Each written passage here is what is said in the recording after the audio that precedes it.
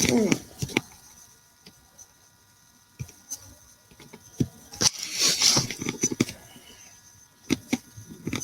Evening, अस्सलाम वालेकुम। कैसे हैं आप लोग?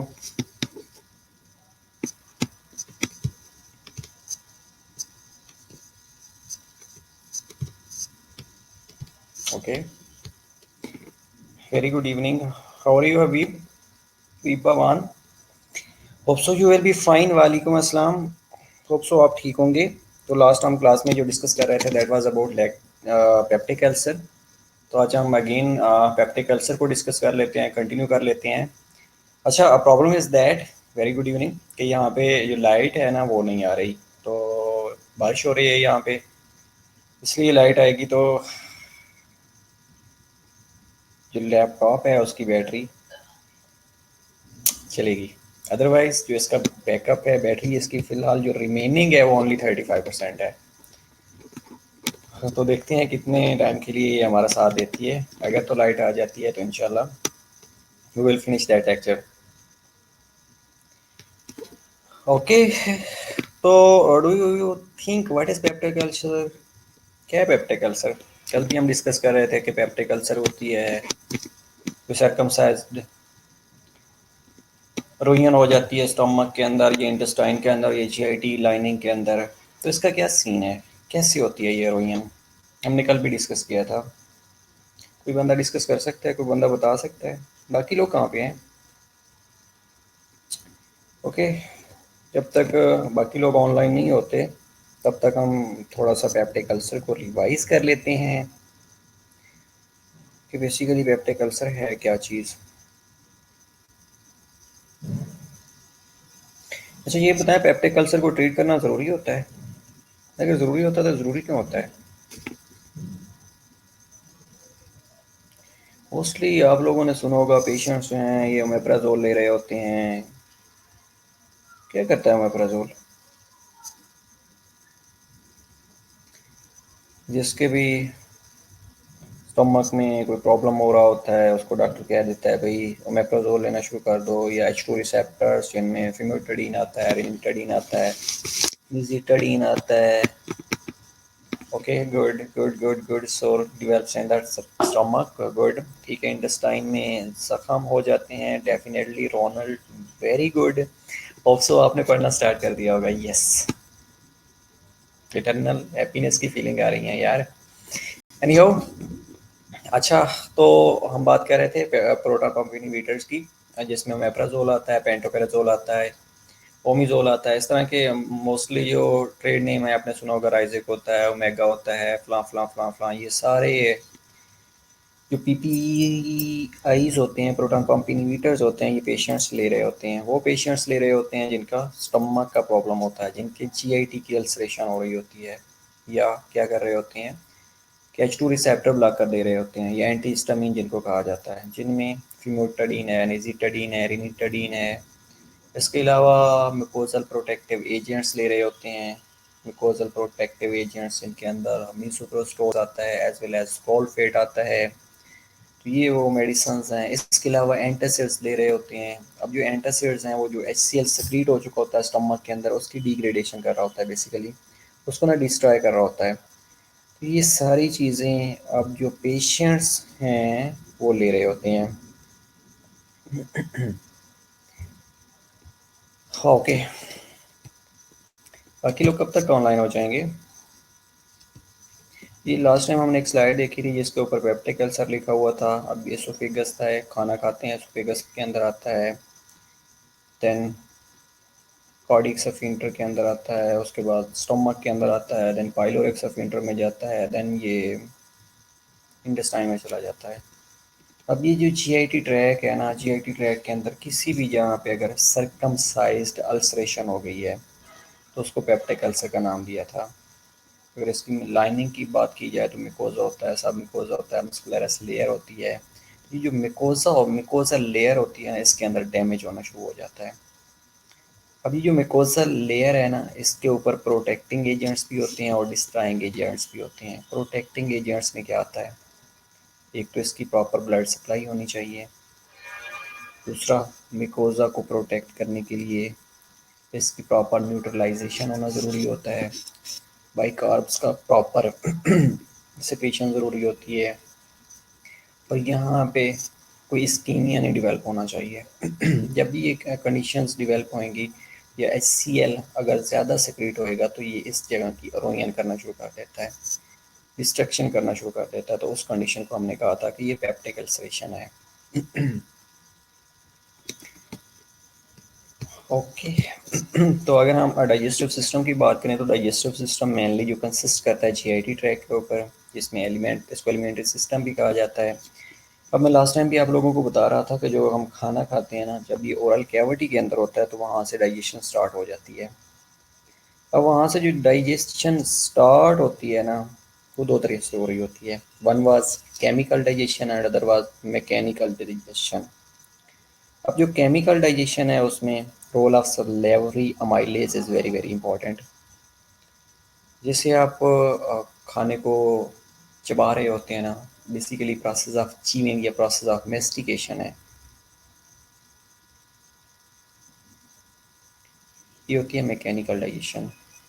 और जब इसके ऊपर स्लेवरी अमाइलेज एक्ट कर रहा होता है, ये सर्टेन केमिकल रिलीज हो रहे होते हैं, तो वो जो डाइजेशन करवा रहे होते हैं that is known as chemical digestion. और केमिकल और मैकेनिकल डाइजेशन ये ओरल कैविटी से ही स्टार्ट होना शुरू हो जाती है। ओके। तो जो मेजर ऑर्गन्स हैं इसके अंदर GIT के, उसके अंदर माउथ आता है, फेरिंग्स आता है, एसोफेगस आता है, स्टमक आती है, स्मॉल इंटेस्टाइन आती है, as well as large intestine आती है।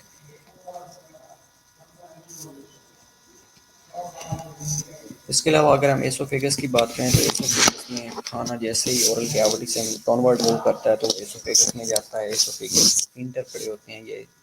अब वो जो एसोफेगल स्फिंक्टर होता है वो बेसिकली कार्डियक स्फिंक्टर होता है। लोअर एसोफेगल स्फिंक्टर भी होता है, अपर एसोफेगल स्फिंक्टर भी होता है, और स्टमक और एसोफेगस के दरमियान स्फिंक्टर होता है that is known as cardiac sphincter.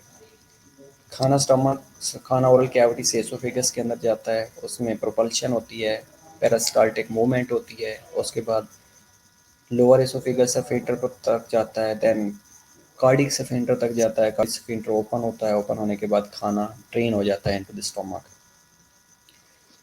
इसके अलावा कार्डियक और lower oesophagus sphincter closes after the food lift. Definitely जब एसोफेगस को फूड लीव कर जाता है तो उसके बाद जो कार्डियक स्फिंक्टर है वो क्लोज हो जाता है।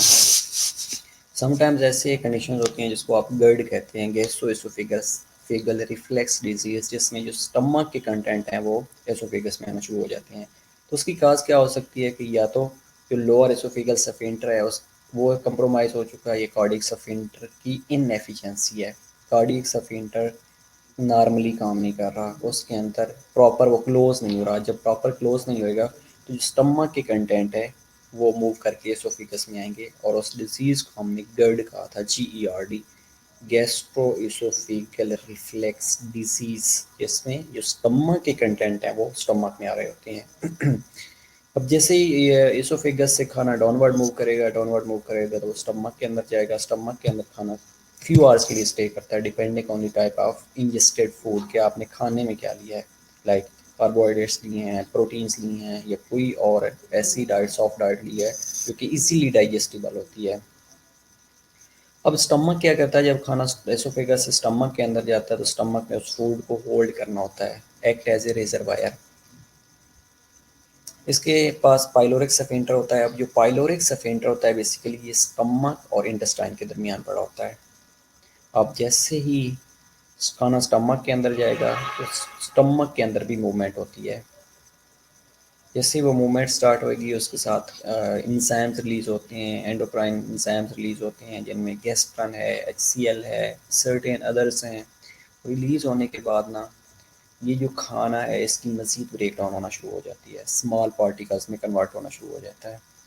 उसके बाद ये मैसेज कन्वे होता है पाइलोरिक स्फिंक्टर को। Pyloric sphincter emptying of the stomach को कंट्रोल कर रहा होता है बेसिकली। जैसे ही स्टमक फिल होएगा, पाइलोरिक स्फिंक्टर ओपन होएगा। ओपन होने के बाद ये जो सेमी सॉलिड फूड बन चुका होता है, जिसको काइम कहा जाता है, वो मूव करेगा इनटू दी स्मॉल इंटेस्टाइन। अब जो स्मॉल इंटेस्टाइन है उसके अंदर एक प्रोसेस होता है, that process known as churning and chapping, जिसमें जो खाना है वो मज़ीद स्मॉल पार्टिकल्स में कन्वर्ट कर दिया जाता है। उसके बाद स्मॉल इंटेस्टाइन के अंदर विलाई पड़े होते हैं, वहाँ से एब्जॉर्प्शन होना शुरू हो जाती है।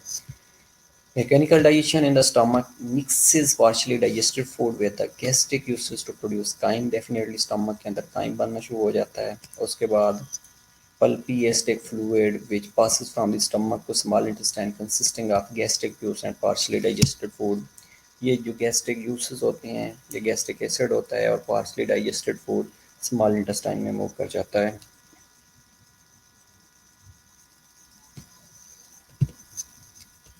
अब जो स्मॉल इंटेस्टाइन है, अगर स्मॉल इंटेस्टाइन की बात करें तो small intestine approximately 20-25 feet long होती है।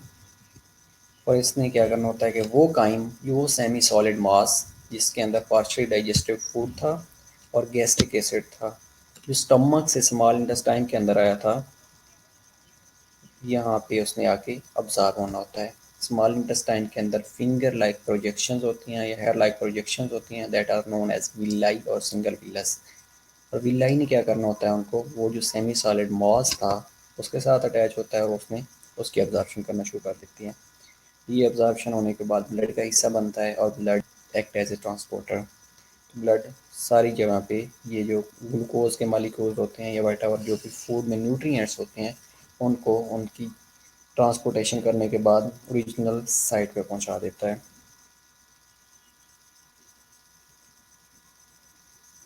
स्मॉल इंटेस्टाइन की अगर हम बात करें तो that is divided into 3 parts, जिसमें ड्यूडिनम होता है, जुजिनम होता है और इलियम होता है। अगर हम ड्यूडिनम की बात करें तो फर्स्ट जो 10 to 20 इंचेस होती है, 10 to 12 inches, sorry 10 to 12 inches जो होती है वो ड्यूडिनम होती है।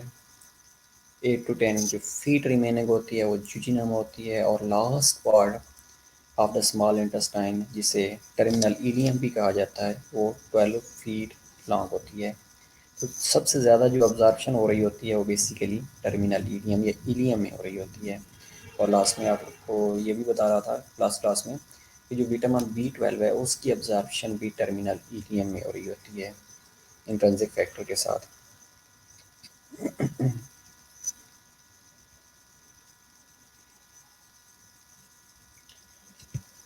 हो गॉट इट। ओके, अगर हम लार्ज इंटेस्टाइन की बात करें तो लार्ज इंटेस्टाइन को कोलोन भी बोला जाता है। और large intestine is responsible for absorbing water, electrolytes and salts. इसके अलावा इसकी जो लेंथ होती है last 5 inches of the large intestine, जिसको रेक्टम कहा जाता है, और distal end of the rectum form the anal canal. अब जो एनल कैनाल है इसके अंदर सफिंक्टर्स बड़े होते हैं। अब ये जो सफिंक्टर्स होते हैं ये डेफिकेशन को कंट्रोल कर रहे होते हैं। और जो opening of the anal canal है इज नोन एज एनस। अब जो फूड वो जो कि बेस्ट प्रोडक्ट्स होता है वो एनल कैनाल के अंदर आता है। एनल कैनाल से अगेन कुछ वाटर की अब्जॉर्प्शन हो जाती है और रिमेनिंग एक्सक्रीट आउट हो जाता है through the process of defecation. So that is peptic ulcer, a circumcised ulceration of GIT mucosa, gastrointestinal mucosa, occurring in the area exposed to acid. अब उसमें पेप्सन हो सकता है और most often called by H pylori.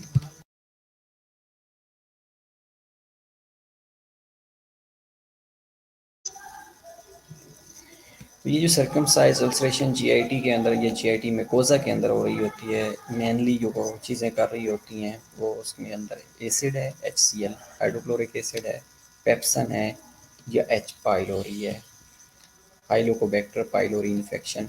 ये mainly peptic ulceration काज कर रहे होते हैं।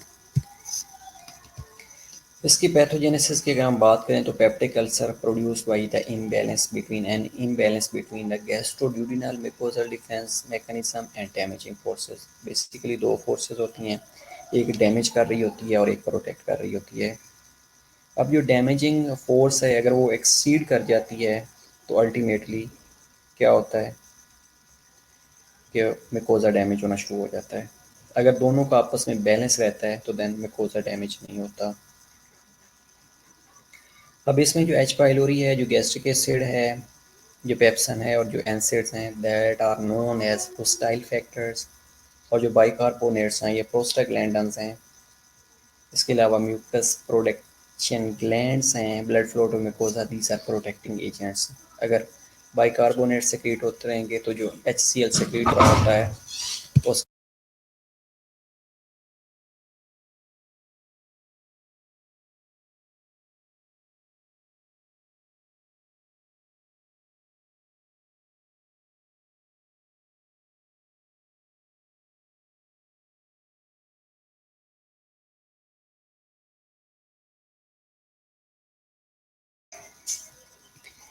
अगर बाइकार्बोनेट्स नॉर्मली सेक्रेट होते रहेंगे तो ये HCl जितना प्रोड्यूस हो रहा होता है उसकी डिस्ट्रक्शन होती रहेगी। इसी तरह प्रोस्टाग्लैंड्स प्रोड्यूस होंगे, mucus secreting glands mucus secrete करते रहेंगे, एपिथेलियल शेड होती रहेगी, नई रीजनरेट होती रहेगी। तो क्या होगा कि पेप्टिक अल्सरेशन के चांसेस नहीं होंगे। इसके अलावा अगर blood flow to that mucosa normal रहेगी, इस्कीमिया नहीं होएगा, नेक्रोसिस नहीं होगी, अल्टीमेटली अल्सरेशन नहीं होगी। अगर बाइकार्बोनेट्स की डेफिशिएंसी हो गई है, कम होना शुरू हो गए हैं, या प्रोस्टाग्लैंडन डेफिशिएंसी हो गई है, सेकेंडली म्यूकस सेक्रेटिंग ग्लैंड्स जो पड़े हैं, या म्यूकस की सिक्रीशन या म्यूकस प्रोडक्शन कम हो गई है, और तीसरा blood flow to that mucus अगर कंप्रोमाइज हो गया है, that will lead to a circumcised CN that is known as peptic ulceration. इसके अलावा जो होस्टाइल फैक्टर्स हैं उनमें एच पाइलोरी है। अगर किसी वजह से एच पाइलोरी है पर एक्टिविटी हो गई है जो कि नॉर्मल फ्लोरा ऑफ स्टोमक है। इसके अलावा गैस्ट्रिक एसिड की अगर सेक्रीशन ज़्यादा हो गई है जिसके अंदर HCl है, मेनली गैस्ट्रिक एसिड कहलाता है, अगर HCl की सेक्रीशन ज़्यादा होगी तो दैट इज़ एसिड, ये भी अल्सरेशन काज करना शुरू कर देगा। तीसरी कंडीशन पेप्सिन और एनसिड्स हैं। जो एनसिड्स में एस्प्रीन्स हैं, एस्प्रीन्स क्या करती है बेसिकली जो एपिथेलियल सेल्स के टाइट जंक्शंस होती हैं ना उनको वीक करना शुरू कर देती है। वो जो टाइट जंक्शंस होते हैं ना, जो टाइट जंक्शंस होते हैं वो वाइड होना शुरू हो जाते हैं। जैसे ही वाइड होंगे तो जो HCl है वो लीक आउट हो जाता है उन टाइट जंक्शन में से ना, वाइड जंक्शन में से। जैसे वो लीक आउट होएगा तो वो ग्लूकोजा को डैमेज करना शुरू कर देता है। तो अगर होस्टाइल फैक्टर्स और प्रोटेक्टिंग फैक्टर्स के दरमियान इम्बैलेंस आ जाता है तो that will lead to peptic ulcers. अब ये इम्बैलेंस मल्टीपल काजेज़ की वजह से हो सकता है। तो इसमें मिकोजल प्रोटेक्टिंग डिफेंस मैकेनिज्म में क्या क्या चीज़ें आती हैं जो कि हम पहले भी डिस्कस कर चुके हैं कि इसके अंदर बाइकार्बोनेट सेक्रेशन आती है। बाइकार्ब अगर सिक्रीट होते रहेंगे तो HCl की डिस्ट्रक्शन होती रहेगी। मिकोस म्यूकस सेक्रीट होता रहेगा तो जो मिकोजल लाइनिंग है तो उसके ऊपर मिकोजा जब रीजनरेट करता रहेगा या मिकोजल सेक्रीशन नॉर्मली रहेंगी तो मिकोजा क्रोनियन नहीं होगी, मिकोजा ड्राई नहीं होएगा। अगर मिकोजा ड्राई नहीं होएगा तो अल्टीमेटली पेप्टिक अल्सरेशन नहीं होगी। और tight junction adherence between epithelial cell to prevent any acid leakage to the inside। अब ये जो एपिथेलियल सेल के टाइट जंक्शंस होते हैं इनमें से जो HCl है वो नॉर्मली लीक आउट नहीं कर सकता। अगर किसी वजह से वो टाइट जंक्शंस वाइडर जंक्शन में चल लीक वाइड जंक्शन में कन्वर्ट हो गए हैं तो अगेन वो जो HCl है वो लीक आउट होना शुरू हो जाएगा। इसके लिए मेनली जो एस्प्रीन है ना, वो पेशेंट्स जो एस्प्रीन ले रहे होते हैं तो ये tight junction will be converted into वाइडेड जंक्शंस। जब ये एपिथेलियल के टाइट जंक्शन उनकी स्पेस बढ़ना शुरू हो जाती है तो वो HCl लीक आउट होकर इनसाइड जाता है और मिकोजे को डैमेज करना शुरू कर देता है। चौथी कंडीशन ये होती है कि good blood supply to mucosa होना ज़रूरी होता है। अगर good blood supply to mucosa नहीं होगी या इस्कीमिया होना शुरू हो जाएगा तो that will lead to necrosis sorry.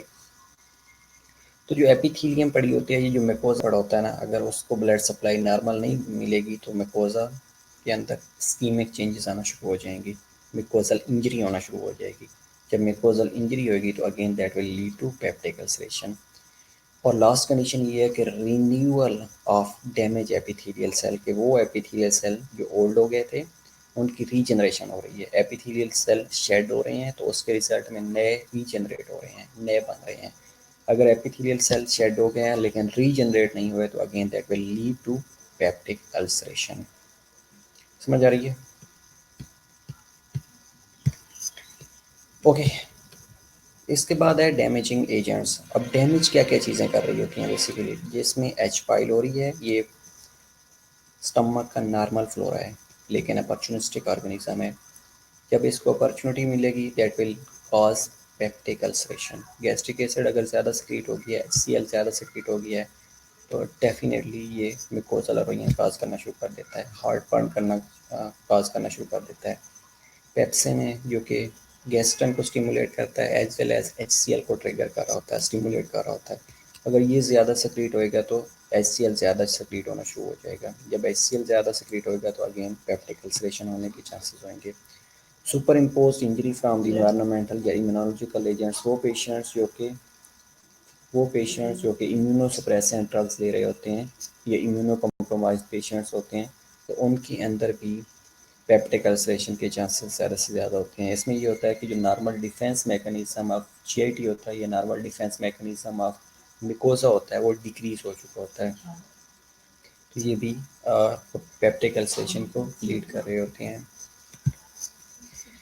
Okay, what are the different causes of peptic ulceration? तो पेप्टिक अल्सरेशन के जो डिफरेंट काजेज हैं उसमें क्रोनिक यूज़ ऑफ एनसेड है, एस्प्रिन जिसमें मैनली है, और कॉर्टिकोस्टेरॉइड्स हैं। अब ये जो एस्प्रिन है अगेन आपको बता देता हूँ कि ये वो जो wide tight junctions of epithelial cell होते हैं उनको वाइड जंक्शन में कन्वर्ट कर देता है, और उसकी वजह से जो एसिड है, जो HCl है, वो लीक आउट होकर म्यूकोसा को डैमेज करना शुरू कर देता है। हाँ, इसके अलावा सिगरेट स्मोकिंग है, साइकोलॉजिकल स्ट्रेस है। डेफिनेटली अगर साइकोलॉजिकल स्ट्रेस है तो ये इम्यून सिस्टम को भी मिनिमाइज़ कर रही होती है, कंप्रोमाइज़ कर रही होती है, as well as HCl production को भी बढ़ा रही होती है। इस्कीमिया है, मिकोजल अगर इस्कीमिया हो गया है, ब्लड सप्लाई मिकोजा को की कंप्रोमाइज़ हो गई है, तो that will also lead to peptic ulceration again cause हो सकती है। इसके अलावा बैक्टीरियल इन्फेक्शन जिसमें H पाइलोरी है, ये अक्सर 80 to 95% of patients with peptic ulcer disease, वो पेशेंट्स, और स्ट्रेस है। इसके अलावा स्ट्रेस है, स्ट्रेस कोई भी इमोशनल हो सकती है, ट्रोमेटिक हो सकती है, कोई सर्जिकल स्ट्रेस हो सकती है, तो ये लीड कर रही होती है। इंजरी और death of the mucus producing cell या म्यूकस सेक्रेटिंग जो सेल्स पड़े होते हैं या म्यूकस सेक्रेटिंग सेल्स जो म्यूकस सेक्रेट कर रहे होते हैं, अगर उनकी डेथ हो गई है, उनकी इंजरी हो गई है, अगर वो म्यूकस नॉर्मली प्रोड्यूस ही नहीं कर रहे, तो अगेन ये एक फैक्टर है। इसके अलावा excessive acid production in the stomach हो सकता है, या hormone gastrin stimulate the production of acid in the stomach. इसमें क्या होता है कि जो गैस्ट्रन हार्मोन है ना, ये HCl की प्रोडक्शन को बढ़ा देता है, स्टमक एसिड की। Therefore any factors that increase gastrin production will turn increase the production of stomach acid definitely. तो उसके रिजल्ट में क्या होगा कि इतना ज़्यादा एसिड प्रोडक्शन होगी, तो एसिड प्रोडक्शन होने के रिजल्ट में वहाँ पे मिकोजल डैमेज होना शुरू हो जाएगा। मिकोजा डैमेज होएगा तो that will lead to ulceration known as peptic ulceration. अगर हम इसकी पैथोफिजियोलॉजी के बारे में बात करें, पैथोफिजियोलॉजी के बारे में, तो ulcers are breaks in the mucosa.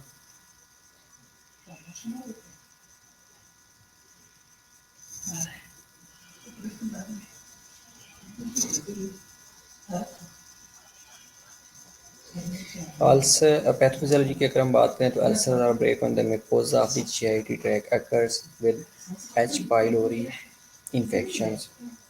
अब जो H पाइलोरी इन्फेक्शंस है,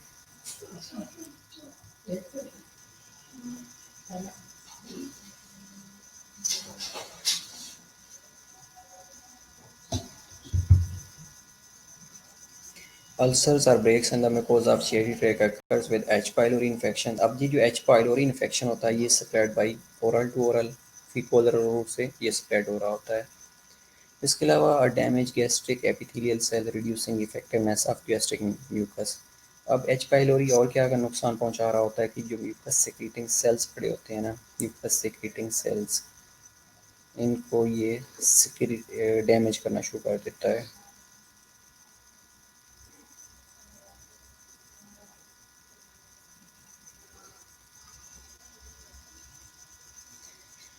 जब म्यूकस प्रोड्यूसिंग सेल या म्यूकस सेक्रेटिंग सेल डैमेज होना शुरू हो जाते हैं तो जो म्यूकोजल लाइनिंग है वो बेसिकली डैमेज होना शुरू हो जाती हैं। जब म्यूकोजल लाइनिंग डैमेज होएगी तो अल्टीमेटली क्या होगा कि म्यूकस या जो म्यूकोजल लाइनिंग है उसके ऊपर रोइयन होना शुरू हो जाती है। जैसे ये रोइयन होएगी तो that will again lead to peptic ulceration. दूसरी कंडीशन यूज ऑफ एंसिड्स है। अब ये जो एंसिड्स हैं ये क्या कर रहे होते हैं बेसिकली कि interrupts prostaglandin synthesis which maintains mucus barrier of the gastric mucosa. अब ये गैस्ट्रिक म्यूकोजा का जो बैरियर होता है ना उसको मेंटेन नॉर्मली प्रोस्टाग्लैंडिन मेंटेन कर रहे होते हैं, लेकिन एंसिड जो पेशेंट्स दे रहा होता है वो प्रोस्टाग्लैंडिन सिंथेसिस को इंटरप्ट कर देते हैं। जिससे ही म्यूकोजल ये प्रोस्टाग्लैंडिन सिंथेसिस इनहिबिट होएगी, ये इसकी सिंथेसिस इनहिबिट होएगी तो जो जंक्शंस होते हैं वो वाइड होना शुरू हो जाती हैं।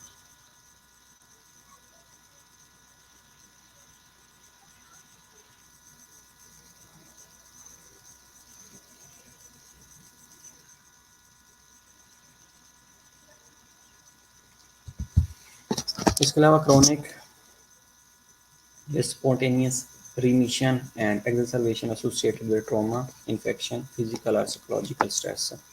कोई भी स्ट्रेस है चाहे वो क्रोनिक उसकी कंडीशन है या स्पॉन्टेनियस रीमिशन हो रही है, एग्जैसरबेशन है, तो या वो ट्रॉमा इंड्यूस्ड है, इन्फेक्शन इंड्यूस्ड है, फिजिकल इंड्यूस्ड है या साइकोलॉजिकल इंड्यूस्ड है, तो वो भी अगेन पेप्टिक अल्सरेशन को लीड कर रही होती है। अगर हम एच पाइलोरी के बारे में बात करें तो H pylori infection is present in almost all patients with duodenal ulcers and 70% causes with gastric ulcers. तो वो पेशेंट्स एच पाइलोरी जिनके अंदर 70% ड्यूडेनल अल्सर वाले पेशेंट्स में होता है। और अगर इसका मैकेनिज्म के बारे में हम डिस्कस करें तो जो एच पाइलोरी इन्फेक्शन है impairs the protective mechanisms of GIT tract against low pH and digestive enzyme and leads to ulceration of the mucosa। H pylori infection और प्रोटेक्टिव मैकेनिज्म जो है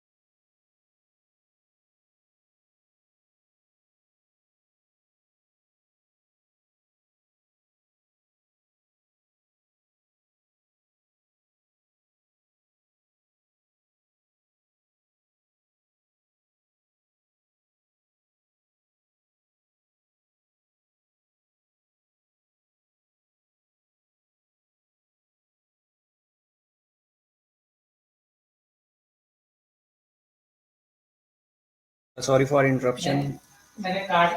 इंटरप्शन एक्चुअली वॉइस प्रॉब्लम था तो इसलिए I have to reconnect it.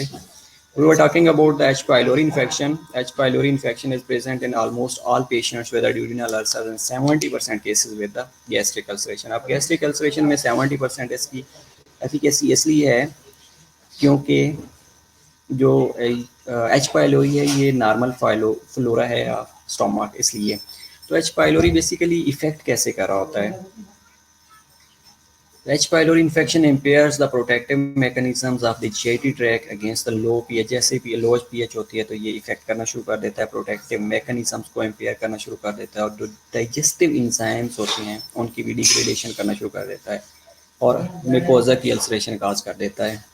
इसके अलावा दूसरा काम ये करता है कि जो एच पाइलोरी है ना ये यूरिएज एक इंजाइम होता है जो कि अमोनिया जनरेट कर होता है, वो सिक्रीट करता है, प्रोटीएज सिक्रीट करता है। प्रोटीएज क्या करता है, break down glycoprotein in the gastric mucus और फास्फोलाइपेज। और फास्फोलाइपेज जो ये मेम्ब्रेन होती है, लिपिड्स बाइलेयर होती है, उसकी डिग्रेडेशन करना शुरू कर देता है। इसके अलावा बैक्टीरियल लिपोपॉलीसेकेराइड्स होते हैं that attracts inflammatory cells to the mucosa, neutrophils secrete myeloperoxidase. अब जैसे ही बैक्टीरियल लिपोपॉलीसेकेराइड्स में इन्फ्लेमेटरी सेल्स जिसके अंदर न्यूट्रोफिल्स आती हैं उनको अट्रैक्ट करता है, तो न्यूट्रोफिल्स आके माइलोपेरोक्सीडेज सेक्रेट करना शुरू कर देते हैं। These are a kind of hydrogen peroxide, जिस तरह आपने देखा होगा कि किसी भी सरफेस के ऊपर डालता है तो वो सरफेस को डिग्रेड कर देता है, ये सरफेस की एरोजन करना शुरू कर देता है। तो सेम लाइक माइलोपेरोक्सीडेज ये भी क्या करता है कि ये उस सरफेस की डिग्रेडेशन करना शुरू कर देता है, एरोजन करना शुरू कर देता है, और वो जो सेल एपिथेलियल सेल्स होते हैं जो जिनकी नॉर्मली शेडिंग हो रही होती है उनकी शेडिंग को एक्सेसिव कर देता है, और जो रीजनरेशन होता है उसको डिक्रीज कर देता है। तो इसलिए ये जो एच पाइलोरी है ये इस कंडीशन के अंदर, इस वर्सनिंग कंडीशन के अंदर एक्टिवेट होकर मजीद पेप्टिक अल्सर को वर्स कर रहा होता है। Well, bacterial platelet aggregating factors release होते हैं जो कि promote thrombotic occlusion of surface capillaries, वो ओक्लूजन काज कर देते हैं जिसकी वजह से इस्कीमिया डेवलप होना शुरू हो जाता है, और जैसे इस्कीमिया डेवलप होएगा अगेन वो अल्सरेशन होने के ज़्यादा से ज़्यादा चांसेस हो जाती हैं। Damage of the protective mucosal layer, the epithelial cell are exposed to damaging effect of acid peptic digestion। उसके बाद acid peptic digestion की वजह से वो जो सेल्स होते हैं वो मज़ीद एक्सपोज होते हैं और उनकी डैमेजिंग होना शुरू हो जाती है। उसके बाद इन्फ्लेमेशन ऑफ गैस्ट्रिक मुकोजा होना शुरू हो जाती है। Then chronically inflamed mucosa more susceptible to acid peptic injury and prone to peptic ulceration. और वो जैसे ही मुकोजा के अंदर इन्फ्लेमेशन हो चुकी होती है और क्रोनिक इन्फ्लेमेशन हो चुकी होती है तो ये एसिड पेप्टिक इंजरी के लिए मोर ससेप्टिबल होता है। अब ये जैसे मोर ससेप्टिबल होएगा तो that will lead to peptic ulceration. Okay, अगर हम if we talk about the clinical manifestations तो इसमें रिलैप्सिंग लीजन्स होते हैं। रिलैप्सिंग लीजन्स का मतलब ये है कि कुछ टाइम के लिए लीजन्स ठीक हो जाती हैं, अगेन रिलैप्स होना शुरू हो जाते हैं, अगेन रीजनरेट करना शुरू कर देती हैं। Most often diagnose in the middle age. तो पेशेंट्स मिडल एज में डायग्नोज हो रहे होते हैं।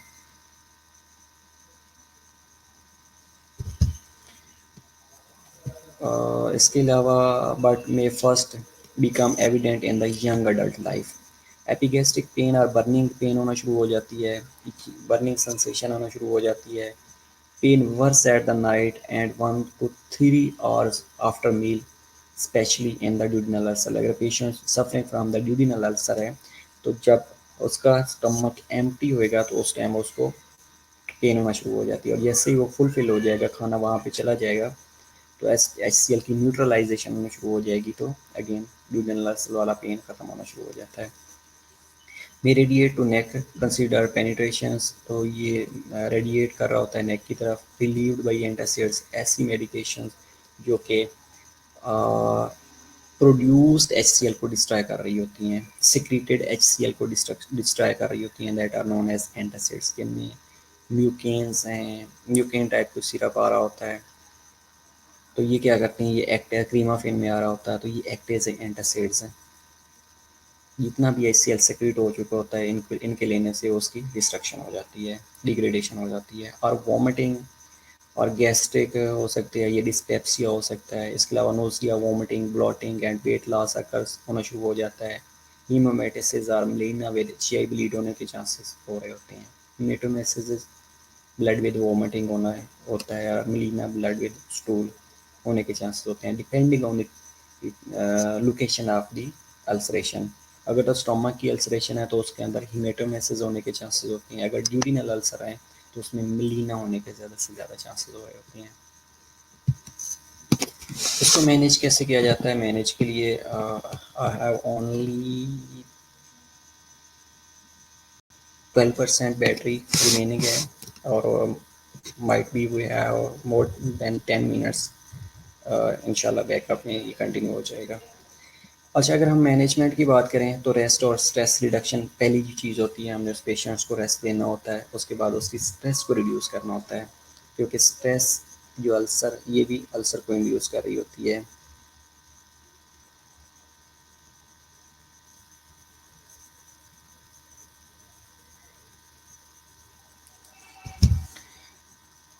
स्ट्रेस रिडक्शन के लिए डिफरेंट थेरेपीज हो सकती हैं, लाइक माइंड डाइवर्शनल थेरेपी है, इसके अलावा म्यूज़िक है, स्विमिंग थेरेपी है। तो पेशेंट्स को आपने इंकरेज करना है कि वो अपना बिहेवियरल थेरेपी भी होती है जिसमें बिहेवियर मॉडिफिकेशन करवा रहे होते हैं। कि अगर उसको कोई सर्टेन थिंग से गुस्सा आ रहा होता है, एंगर फील कर रहा होता है, तो उसकी बिहेवियर मॉडिफिकेशन करवाई जा रही होती है। एंगर मैनेजमेंट थेरेपी भी होती है। तो इसी तरह सबसे पहली जो चीज़ है, आपने रेस्ट और स्ट्रेस को रिड्यूस करवाना होता है। दूसरा न्यूट्रिशनल मैनेजमेंट होती है। अब न्यूट्रिशनल मैनेजमेंट में ये होता है कि स्पाइसी थिंग्स और वो चीज़ें जो कि इजीली डाइजेस्टिबल नहीं है, जो कि प्रोलॉन्ग पीरियड के लिए स्टमक या जीआईटी के अंदर स्टे करती हैं, उनसे अवॉइड करना होता है। तो ऐसी आपने न्यूट्रिशनल थेरेपी देनी है जो कि इजीली डाइजेस्टिबल हो, लाइक सॉफ्ट डाइट दे सकते हैं जो कि इजीली डाइजेस्टिबल है। इसके अलावा फार्माकोलॉजिकल मैनेजमेंट के अंदर बहुत सी चीज़ें आ रही होती हैं फार्माकोलॉजिकल मैनेजमेंट में, जिसके अंदर एंटासिड्स आती हैं। लेंटा एक सिरप का नाम है, इसके अलावा म्यूकेन, क्रीमाफिन। तो ये क्या करती हैं कि ये जितना एसिड सेक्रीट हो चुका होता है उसको इसने न्यूट्रलाइज करना होता है, डिग्रेड करना होता है। इसके अलावा पीपीआईज दे सकते हैं जिनमें के अंदर प्रोटॉन पंप इनहिबिटर्स हैं। अब प्रोटॉन पंप इनहिबिटर्स जिसके अंदर ओमेप्राजोल है, पेंटोपेराजोल है, ओमिजोल है, इसोमेप्राजोल है, ये क्या करते हैं, ये बेसिकली गैस्ट्रिक एसिड सेक्रेशन को ब्लॉक कर देते हैं। जैसे ही गैस्ट्रिक एसिड की सेक्रेशन ब्लॉक होएगी तो अल्टीमेटली जो अल्सरेशन हो रही थी वो ज़्यादा HCl सेक्रेट होने की वजह से हो रही थी। तो HCl की सेक्रेशन जब कम हो जाएगी, जब ब्लॉक हो जाएगा गैस्ट्रिक एसिड सेक्रेशन, तो उसकी क्वांटिटी कम होना शुरू हो जाएगी, एसिड न्यूट्रलाइज होना शुरू हो जाएगा।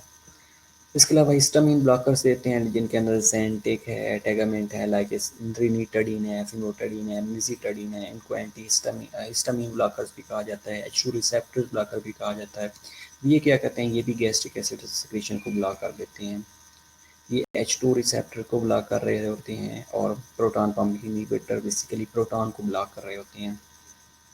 इसके अलावा कॉलफेट्स होते हैं जिसके अंदर कॉलफेट्स आती हैं। अब ये क्या करती हैं कि ये जो प्रोटेक्टिव लेयर है म्यूकस की, उसके ऊपर लाइनिंग बनाना शुरू कर देती हैं, एक्ट एज ए सीमेंट। स्क्रॉलफेट की अगर हम बात करें तो इसके अलावा forms protective layer over the side. वो जगह जहाँ पे रोयन हो रही थी, जब मेकोजल लाइनिंग डैमेज हो रही थी, तो जो स्क्रॉलफेट है, ये कॉलफेट है, उसके ऊपर लाइनिंग बनाना शुरू कर देती है। तो नीचे जो मेकोजा पड़ा होता है वो डैमेज होने से बच जाता है। इसके अलावा मुकोजल बैरियर्स होते हैं, ये मुकोजल बैरियर इन्हांसर्स होते हैं, कोलाइडल बिस्मथ हो सकती हैं या प्रोस्टाग्लैंडन्स हो सकती हैं। तो ये मिकोजल बैरियर को इन्हांस कर रहे होते हैं और मिकोजल इंजरी से बेसिकली इनका काम होता है मिकोजल इंजरी से प्रिवेंट करना। मिकोजल इंजरी प्रिवेंट हो रही होती है। इसके अलावा हम एंटीबायोटिक्स दे रहे होते हैं। एंटीबायोटिक्स में अमोक्सिसिलिन है या एम्पिसिलिन है, ये ताकि वो जो एच पाइलोरी की वजह से इन्फेक्शन हो रहा है उसको ट्रीट किया जा सके। तो these are managements of peptic ulceration. इसके अलावा अगर हम सर्जिकल इंटरवेंशन की तरफ जाएँ, सर्जिकल थेरेपी की तरफ जाएँ, सर्जरी की तरफ जाएँ, तो सर्जिकल इंटरवेंशन कैसे कर सकते हैं, तो मिनिमल इन्वेसिव गैस्ट्रेक्टोमी कर दी जाती है। अब इसमें ये होता है कि लैप्रोस्कोपिक सर्जरी होती है जिसमें जो गैस्ट्रिक सेक्रेटिंग सेल्स होते हैं ना, HCl सेक्रेटिंग सेल, उनको रिमूव कर दिया जाता है। इसे गैस्ट्रेक्टमी, पार्शियल गैस्ट्रेक्टमी भी कहा जाता है। तो जो HCl या जो एसिड सेक्रेटिंग सेल्स होते हैं उनको पार्शियली उनको रिमूव कर दिया जाता है लैप्रोस्कोपिक सर्जरी के थ्रू, ताकि HCl की प्रोडक्शन कम से कम हो। जितनी ज़्यादा HCl की प्रोडक्शन होगी उतना patient prone to peptic ulceration होना शुरू हो जाएगा। दूसरा विगोटमी कर दी जाती है। अब विगोटमी क्या होती है कि बेसिकली वेगस नर्व को कट करना होता है। अब वेगस नर्व क्या करती है कि message send from the brain to stomach to reducing acid secretions. अब अगर जो वेगस नर्व होती है वो जैसे स्टिमुलेट होती है, स्ट्रेस इंड्यूस भी हो सकती है, मल्टीपल और फैक्टर्स भी हैं जिसकी वजह से जो वेगल नर्व है स्टिमुलेशन होती है, तो ये ब्रेन को मैसेज कन्वे करती है और ब्रेन जो है ये क्या करता है, स्टमक से HCl की प्रोडक्शन बढ़ा देता है। अगर विकॉटमी कर दी जाती है, वेगस नर्व कट कर दी जाती है, तो मैसेज जो कि ब्रेन को कन्वे होता है टू स्टमक के ज़्यादा से ज़्यादा HCl की प्रोडक्शन करनी है, तो वो HCl की प्रोडक्शन रिड्यूस होना शुरू हो जाती है, क्योंकि जो कन्वेइंग मैसेज वेगस नर्व है वो ही नहीं रहती। इसके अलावा एंट्रेक्टमी कर दी जाती है। इंट्रेक्टमी में ये होता है कि remove the lower part of the stomach, antrum जो होता है उसको रिमूव कर दिया जाता है, जो कि हार्मोन प्रोड्यूस कर रहा होता है, that stimulate the stomach to secrete digestive juices. अब इंट्रेक्टमी में जो एंट्रम होता है उसको रिमूव कर दिया जाता है, विगोटमी में वेगस नर्व को रिमूव कर दिया जाता है, और vagotomy is usually done in the conjunction with the antrectomy, और विगोटमी और इंट्रेक्टमी ये एक दूसरे के साथ कर दी जाती हैं कि एंट्रम भी रिमूव कर दिया जाता है, स्टमक का पार्ट जो एंट्रम है उसको भी रिमूव कर दिया जाता है ताकि HCl की प्रोडक्शन कम से कम की जा सके, और साथ में वेगस नर्व की भी, वेगस नर्व को भी कट ऑफ कर दिया जाता है ताकि ये मैसेज ब्रेन तक कन्वे ना हो और ब्रेन मैसेज स्टमक को ना कन्वे करे और HCl प्रोडक्शन ज़्यादा ना हो। तो इसलिए विगोटमी और इंट्रेक्टमी कंजक्शन में कर दी जाती है। इसके अलावा पाइलोरोप्लास्टी होती है। पाइलोरोप्लास्टी में ये होता है कि opening in the duodenum and small intestine, the pylorus are enlarge. जो पाइलोरिक स्फिंक्टर होता है ना उसको इनलार्ज कर दिया जाता है। तो ड्यूडिनम से स्मॉल इंटेस्टाइन में जो पाइलोरस पड़ा होता है, स्फिंक्टर पड़ा होता है, उसको इनलार्ज कर दिया जाता है ताकि वो कंटेंट इजीली फ्रीली मूव करके स्टोमक से इंटेस्टाइन के अंदर आ जाए, और परफॉर्म्ड अलॉन्ग विद विगोटमी, और विगोटमी के साथ इसका प्रोसीजर कर दिया जाता है।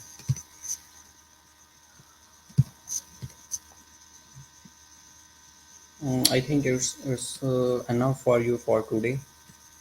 तो सर्जिकल इंटरवेंशन, इसके अलावा मैनेजमेंट और पेप्टिक अल्सरेशन के बारे में आज हमने डिस्कस किया है। तो so in the next lectures we will continue with some other disorder, some other disease also. Okay, see you इंशाल्लाह नेक्स्ट लेक्चर्स। बिकॉज यहाँ पे लाइट नहीं है और laptop is on power saving mode, and it will be switch off in 1 to 2 minutes. Okay, we will continue in next lecture inshallah.